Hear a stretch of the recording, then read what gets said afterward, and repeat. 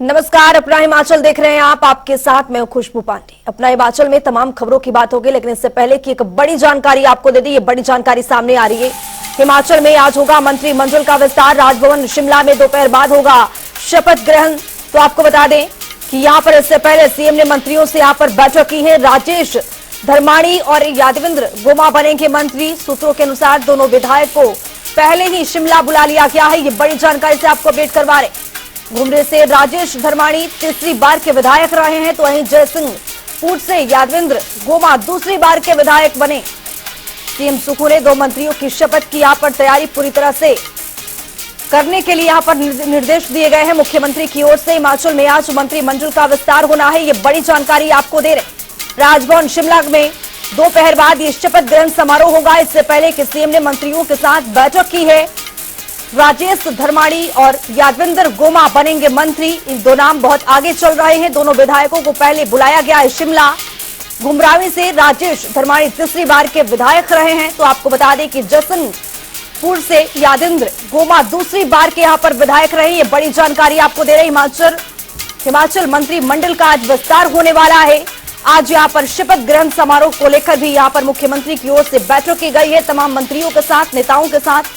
इससे पहले सीएम ने मंत्रियों के साथ बैठक कर मंथन किया है, जिसके बाद यहां पर दोनों विधायकों को बुलाया गया है राजधानी शिमला में।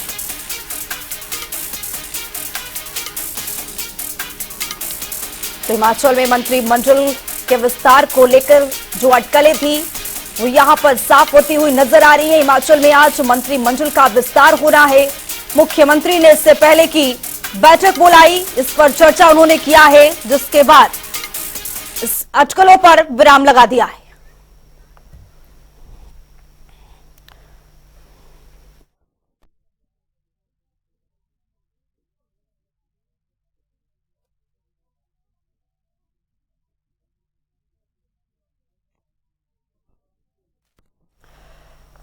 तो हमारे साथ हमारे सहयोगी रॉबिन शर्मा जुड़ चुके हैं। रॉबिन, क्या कुछ जानकारी आपके पास मिल पा रही है?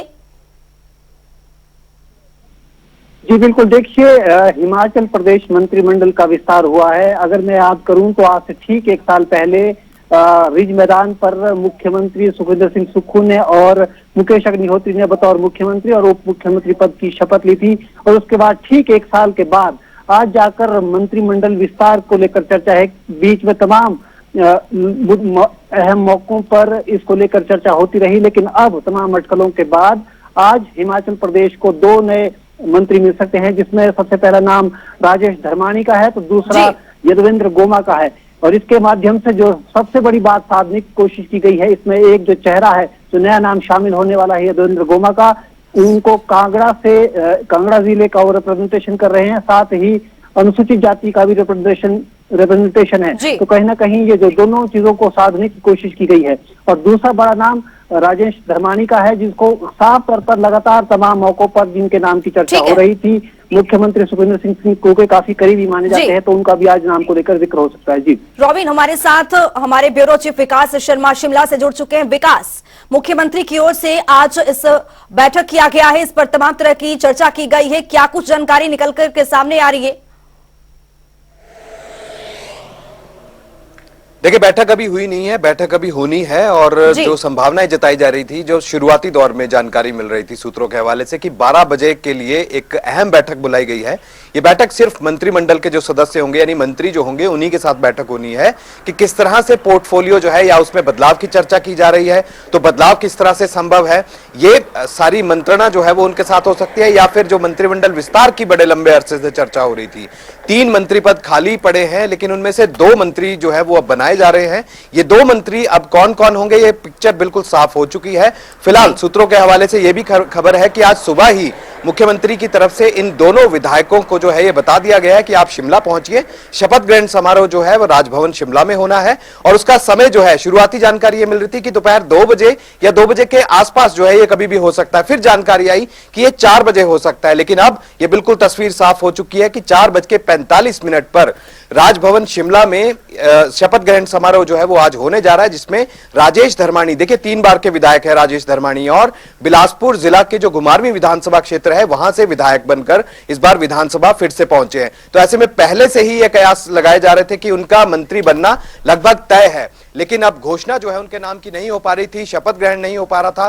तो इसीलिए आज ये तस्वीर बिल्कुल साफ हो गई है कि आज शाम के समय 4:45 पर जो शपथ ग्रहण समारोह में शामिल जो है वो आज राजेश धर्मानी होने वाले हैं, और उनके साथ ही एक और नया चेहरा जो है, क्योंकि दूसरी बार विधायक बनकर आए हैं, और जो राष्ट्रीय अध्यक्ष हैं कांग्रेस के, उनकी तरफ से भी ये बात जो है ये कही गई थी कि एससी कोटे से, यानी कि अनुसूचित जाति कोटे से कोई व्यक्ति जो है वो मंत्रिमंडल का सदस्य यहां पर होना चाहिए, ये जरूरी है। और ऐसे में न सिर्फ आज की जरूरत है बल्कि 2024 की तैयारी किस तरह से कांग्रेस पार्टी जो है वो जमीनी स्तर पर कर रही है या करने की कोशिश जो है वो यहां पर की जा रही है, इसके जरिए बिल्कुल साफ यहां पर हो सकता है कि जो कांगड़ा की राजनीति है, क्योंकि सुधीर शर्मा वहां से जो है विधायक हैं, धर्मशाला से विधायक हैं, और उनका नाम जो है लंबे अरसे से चल रहा था, कोशिशें की जा रही थी, जो अलग अलग चर्चाओं का माहौल यहां पर चल रहा था कि सुधीर शर्मा को जल्द ही मंत्रिमंडल में शामिल किया जा सकता है। लेकिन तस्वीर साफ है कि अभी एक मंत्री पद जो है वो अभी खाली रहने वाला है, जिसके अंदर अगर हम बात करें मुख्यमंत्री और जो उप मुख्यमंत्री हैं मुकेश अग्निहोत्री, इन दोनों को इनके समेत जो है वो 11 इनकी संख्या अब यहां पर होने वाली है, लेकिन 12वां पद अभी भी खाली रहेगा। और पूरी तरह से कोशिश जो है वो कांग्रेस पार्टी यही कर रही है कि 2024 के लिए किस तरह से वोटर्स को साधना है, किस तरह से सारी परिस्थितियां जो है, जिस तरह से हम लंबे अरसे से देख रहे थे कि सरकार और संगठन के बीच में जो तालमेल की यहां पर घटनाक्रम जो है वो चल रहा था, जिसको लेकर लगातार कल हमने सुना कि प्रतिभा सिंह जो कि प्रदेश अध्यक्ष है, उनकी तरफ से भी इशारों में जरूर ये बात जो है वो सामने आई, जिसमें साफ तौर पर उन्होंने कहा कि अभी स्पीड जो है वो राज्य सरकार की बेशक स्लो है, यानी कि जो नियुक्तियां हैं या बोर्डों निगमों में नियुक्तियों की अगर बात करें, या फिर जो चरणबद्ध तरीके से जिस तरह से मुख्यमंत्री भी कह रहे हैं कि सभी जो गारंटीज हैं उनको धरातल पर लागू किया जाना है, तो ये सारी चीजें जो है ये देरी से चल रही हैं, थोड़ी आहिस्ता चल रही है, लेकिन स्ट्रीमलाइन करने की आवश्यकता है और जरूर इसे जो है वो गति दी जाएगी। अगले आने वाले 1 साल के लिए जो है सरकार ने रोड मैप अपना बना लिया है। हो सकता है कि मुख्यमंत्री के साथ उनकी जो है कोई बैठक भी हुई हो, चर्चा हुई हो इस बाबत कि किस तरह से सरकार और संगठन में मिलकर आगे जो है वो बढ़ना है, क्योंकि 2024 के चुनाव यहां पर अब बेहद नजदीक है। ऐसे में भाजपा तैयारी कर रही है, आक्रोश रैली जो है वो 1 साल के जश्न के माहौल के बीच में उन्होंने जगह जगह निकाली। आज भी मंडी में एक बड़ी रैली का आयोजन जो है वो विपक्ष की तरफ से किया जा रहा है। फिलहाल अब विपक्ष के जो सवाल थे, विपक्ष की जो टिप्पणियां लगातार सरकार के ऊपर की जा रही थी, फिलहाल उस पर अंकुश जो है वो यहां पर लगा दिया गया है और साफ तौर पर आज 2 बड़े चेहरे हिमाचल प्रदेश में मंत्री पद के लिए जो है वो आज शपथ यहां पर ले सकते हैं और मुख्यमंत्री खुद इस मौके पर यहां मौजूद रहेंगे। दरअसल सुबह के समय दिक्कत यह आ रही थी, जो जानकारी निकलकर सामने आ रही थी कि राज्यपाल जो हैं वो दिल्ली में हैं, शिमला से बाहर है, तो ऐसे में राज्यपाल के बिना ये कैसे संभव है कि यहां पर शपथ ग्रहण समारोह होगा। लेकिन अब यह बिल्कुल साफ हो गया कि एक हेलीकॉप्टर जो है वो उनको लेने के लिए भेजा गया है दिल्ली से। राज्यपाल जो है अब से कुछ ही देर में वहां से चलने वाले हैं और उसके बाद शिमला पहुंचेंगे और शिमला में आने के बाद उनको भी ये जानकारी जो है वो सुबह ही मुख्यमंत्री की तरफ से, कार्यालय की तरफ से यहां पर दी गई है। लिहाजा मंत्री पद भरे जाने हैं, इसको लेकर संशय जो है वो अब खत्म हो चुका है। आज 2 बड़े चेहरे यानी कि राजेश धर्मानी, यादवेंद्र गोमा, ये दोनों ही लोग जो है आज मंत्री पद की शपथ जो है वो यहां पर लेने वाले हैं। विकास, क्या हम जान सकते हैं कि जो ये 2 विधायक हैं जिसके नाम की यहाँ पर अटकलें तेज हो रही थी, इनको अब मंत्री पद के लिए यहाँ पर सौंपा जाएगा, क्या इनको किन चीजों पर दिया गया? क्या ये विधायक 3 बार के रहे, 2 बार के रहे इसलिए, या फिर इनके विकास कार्यों को देखते हुए दिया गया है? देखिए, बिल्कुल आपने अच्छा सवाल आपने पूछा इस समय, क्योंकि ये चर्चाएं बहुत चल रही थी कि अगर मंत्री पद भरे जाते हैं तो क्या पोर्टफोलियो में बदलाव होगा। तो ये भी सुगबुगाहट बड़े लंबे अरसे से चल रही थी और जनता टीवी के साथ एक्सक्लूसिव बातचीत में मुख्यमंत्री ने यह बात कही थी, अपने इशारों में उन्होंने बात कही थी कि मंत्री पद जो है वो इसी साल के अंदर जो है वो भरे जाने हैं और इसके साथ साथ जो पोर्टफोलियो में बदलाव है वो भी यहां पर होगा। देखिए, ये चीज जो है वो लगातार देखी जा रही थी कि क्या पोर्टफोलियो में अगर बदलाव होगा तो इसके पीछे कारण क्या हो सकता है।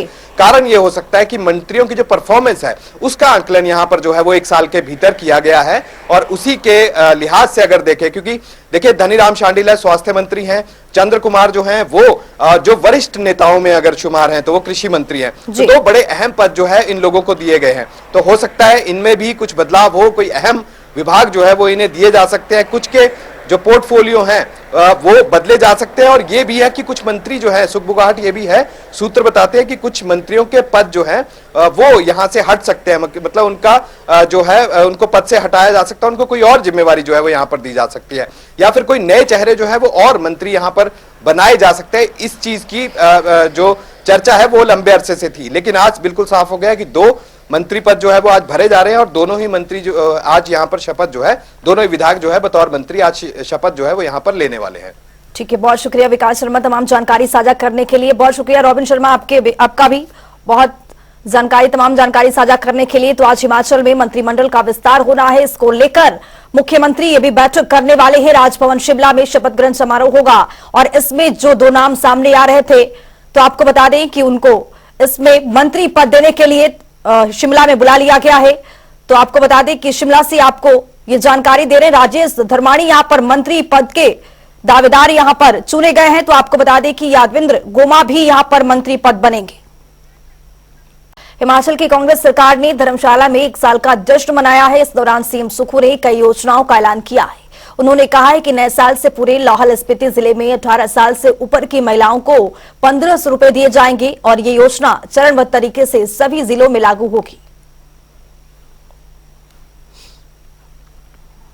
ये तो आप तय करेंगे, पर जो जनता का हजूम उमड़ा है, ऐतिहासिक हजूम उमड़ा है, अभी भी बाहर काफ़ी लोग हैं और मुझे ये कहना है कि जिस प्रकार जनता कांग्रेस के इस कार्यक्रम में आई है, उससे ये लगता है कि कांग्रेस पार्टी ने जो 1 साल में कार्य नीतियाँ बनाई हैं और जो व्यवस्था परिवर्तन का 1 साल का जो हमने नारा दिया है, वो उस संदर्भ में भी उन नीतियों का लाभ उस जनता तक पहुँचा है, तभी वो आए हैं। हमने संसाधन जुटाए हैं और इतिहास में 75 साल में किसी ने राजस्व की बात करके 1100 करोड़ रुपया इस वित्तीय वर्ष में अधिक राजस्व प्राप्त करने की बात हमने की है। संसाधन जुटाएंगे और मेरा ये दृढ़ निश्चय है कि हम 2027 तक अपनी अर्थव्यवस्था को पटरी पर लाएंगे और मैं इस दृष्टि से आए दिन, एक दिन नहीं है, अभी जाकर शाम को फिर और कार्य करूंगा और चेंज करूंगा।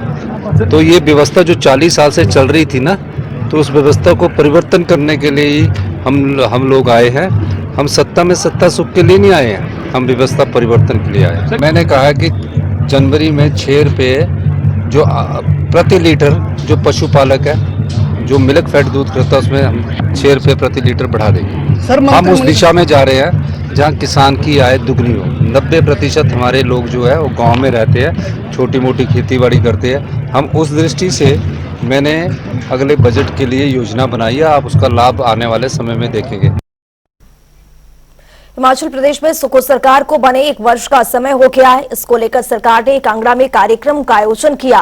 वहीं इसको लेकर विपक्ष ने सरकार के खिलाफ मोर्चा खोल दिया है। इसी कड़ी में प्रदेश भर के अलग अलग इलाकों में बीजेपी की ओर से आक्रोश रैली निकाली गई। बीजेपी के जनरल सेक्रेटरी बिहारी लाल शर्मा ने इस बारे में बताया कि प्रदेश सरकार का कार्यकाल पूरी तरह से यहां पर निराशाजनक रहा है। उन्होंने प्रदेश की सुखू सरकार पर निशाना साधते हुए कहा कि मुख्यमंत्री के भाषण के दौरान कांगड़ा में सरकार में के कार्यक्रम में कुर्सियां खाली नजर आई। इसके मायने है कि प्रदेश की जनता वर्तमान सुखू सरकार से दुखी है। प्रदेश सरकार विशेष रूप से मुख्यमंत्री के पास आज इस जश्न में कहने के लिए 1 वर्ष में कोई भी उपलब्धि नहीं थी और ठीक होता कांग्रेस सरकार आज जश्न के बजाय 1 वर्ष के कार्यकाल की समीक्षा करती और उन्होंने जो 10 गारंटियां इस प्रदेश के सामान्य जन को, भोले भाले लोगों को दी थी, उसकी समीक्षा करते और उस विषय में आगामी आने वाले समय में कुछ विचार करके उसके ऊपर कुछ काम करते।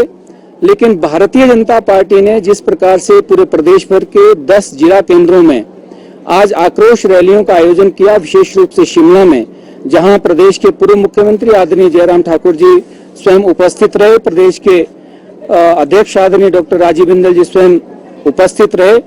शिमला के साथ साथ 10 जिला केंद्रों में 20,000 से अधिक कार्यकर्ताओं ने, सामान्य जन ने इन आक्रोश रैलियों में भाग लिया। अग्निशमन विभाग गुमरावी फायर स्टेशन के पास भी जल्दी अपना भवन होगा। इसके लिए विभाग की ओर से 4 करोड़ 91 लाख रुपए की राशि डीपीआर तैयार करके प्रदेश सरकार को स्वीकृति के लिए भेज दी गई है। सरकार जैसे डीपीआर को मंजूरी प्रदान करेगी, वैसे ही आगामी प्रक्रिया यहां पर शुरू हो जाएगी। घुमारवीं फायर पोस्ट के लिए हमें लैंड उपलब्ध हो गई है और आगे की प्रक्रिया में इसका जो प्राक्कलन है वो बन के तैयार हो गया है और गवर्नमेंट को चला गया है और जल्दी ही यहाँ पे जो है वो अपनी बिल्डिंग में जो है इसको शिफ्ट हो जाएगा ये जब ये बिल्डिंग बन जाएगी। और साथ में मैं ये बताना चाहूँगा आपको कि ये जो चौकी है वो उसके इसके लिए जो लैंड है वो जो हमारा कोर्ट परिसर है उसके साथ जो है हम पे वो हमें मिली है ये जगह। सोलन शहर में पहला ओपन एयर थिएटर का निर्माण कार्य अब जल्द खत्म होने वाला है। नगर निगम ने इसके लिए करीब 19 लाख रुपए का बजट का प्रावधान किया था। साथ ही इस ओपन एयर थिएटर से लोगों को लाभ मिलेगा। हालांकि इसे बनाने की मुहिम कई साल से निगम की अधर में यहाँ पर लटकी हुई थी, परंतु अब कुछ ही दिनों में थिएटर बनकर तैयार होकर जनता को समर्पित कर दिया जाएगा। हाँ जी, जौहर पार्क में ये एम्फी थिएटर जिसे ओपन थिएटर बोलते हैं वो बन रहा है और इसमें ऑलमोस्ट 19 लाख के आसपास जो है उसकी लागत से ये बन रहा है और अभी इसमें काम चला हुआ है। दो पार्ट्स में काम हो रहा है। तो एक पार्ट तो ऑलमोस्ट कंप्लीशन पे है, दूसरा पार्ट में अभी काम शुरू हो रहा है और ये ऑलमोस्ट जो है टेक्निकल टीम हमें बता रही है 1.5 मंथ में रेडी हो जाएगा बनके। इस तरह की सुविधा मिलेगी इसके बनने से? हाँ जी, एम्फी थिएटर है कि उसका कॉन्सेप्ट ये होता है कि बीच में आसपास जो होती है उसमें स्टेयर्स होती है और बीच में जो है वहाँ पे छोटे मोटे प्रोग्राम्स हो सकते हैं। तो एक सुविधा तो मिलेगी जिसने अपना जो कोई भी प्रदर्शन वगैरह वैसा कुछ करना है या कुछ भी छोटी मोटी स्किट्स वगैरह करनी है तो वो हो सकते हैं वहाँ पे। पहला प्रयास किया है शहर में, क्या आप आगामी समय में और भी इस तरह की सुविधा देंगे? जी, हम देखेंगे as per the availability of land, जहाँ पे उतना लैंड अवेलेबल हो और अगर किसी की वहाँ पे रिक्वेस्ट आती है एम्फी थिएटर बनाने के लिए तो ऐसी संभावना को तलाशा जाएगा। प्रदेश में सुखो सरकार ने 1 साल का कार्यकाल पूरा किया है और इसको लेकर कांगड़ा में जश्न भी मनाया गया है। इसको लेकर बीजेपी लगातार सरकार पर हमलावर है। तो पूर्व बीजेपी सरकार में मंत्री रहे विक्रम ठाकुर ने आक्रोश दिवस के कार्यक्रम को पूरी तरह से सफल बताया है। साथ ही उन्होंने कांग्रेस की एकता पर भी सवाल खड़े करते हुए कहा कि हिमाचल प्रदेश में कांग्रेस सरकार जल्द ही टूटकर बिखरने वाली है। विक्रम ठाकुर ने इस दौरान केंद्र से मदद न मिलने के सरकार के दावों को भी यहां पर झूठ करार दिया है। कांग्रेस की सरकार का 1 वर्ष पूरा होने पर कांग्रेस सरकार ने आदरणीय श्री सुक्खू जी ने 1 साल के जश्न मनाने की बात धर्मशाला में की है। मैं तो ये समझ नहीं पा रहा हूं कि जश्न किस बात का है। पूरे 1 वर्ष के अंदर अगर पूरे 1 साल की कारगुजारी आप लोग देखें तो आप देखेंगे कि पूरा 1 साल मातम में गुजरा है। इसमें खुशी वाला विषय कोई नहीं है। और हिमाचल प्रदेश की दुनिया तो लोग तो दुखी है ही हैं, लेकिन कांग्रेस के अंदर भी कांग्रेस की हाईकमान सुखविंदर सिंह सुक्खू के काम करने के तरीके से दुखी है। प्रियंका गांधी हिमाचल प्रदेश में होने के बावजूद भी वो उस कार्यक्रम में नहीं जाती हैं। बड़े लीडर कांग्रेस के 1 वर्ष पूरा होने पे नहीं आते हैं। वो किस बात का संकेत है? क्योंकि वो लोग जानते हैं कि झूठ बोलकर जो सरकार सत्ता में आई है, प्रियंका गांधी जानती है कि जिस समय वो रैली में जाएगी तो वहां की महिलाएं जो पूछेंगी कि 1500 रुपए का क्या बना, किसान जो पूछेगा कि उसके गोबर का क्या बना, उसके दूध का क्या बना, नौजवानों की लंबी फौज खड़ी होकर जो पूछेगी कि जो आपने नौकरियां देने की बात कही थी उसके बारे में क्या हुआ। इसलिए ये बड़ा विचित्र एक मूवमेंट देखने को मिला है कि जिस प्रकार से कोई बच्चा क्लास में फेल हो जाता है फिर उसके बावजूद भी वो डांस करता है कि मैं फेल हूं लेकिन वो पास होने का ढोंग रचता है। उसी प्रकार से सुखविंदर सिंह जी ने भी वहां पर ये काम करने की कोशिश की है।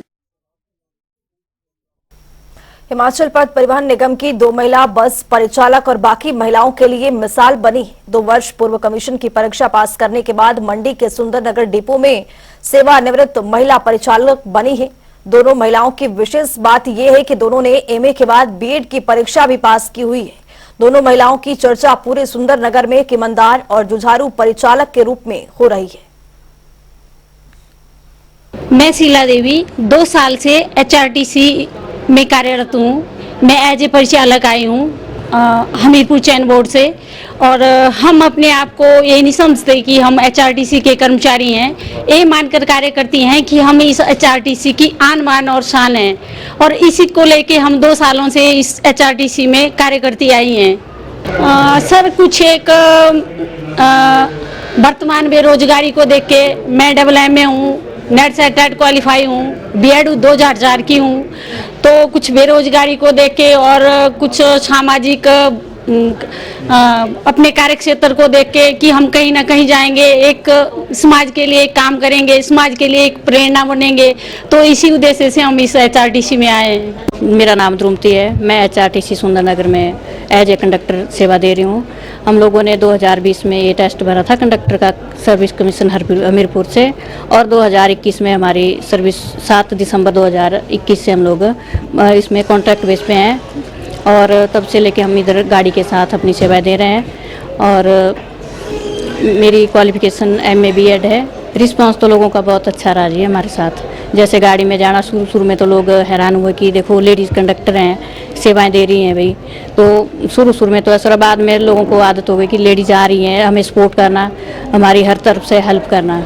हमें कभी कोई ऐसा महसूस नहीं हुआ कि हमारे साथ उन्होंने कभी दुर्व्यवहार किया या हमारे साथ कोई बदतमीजी की, कभी नहीं।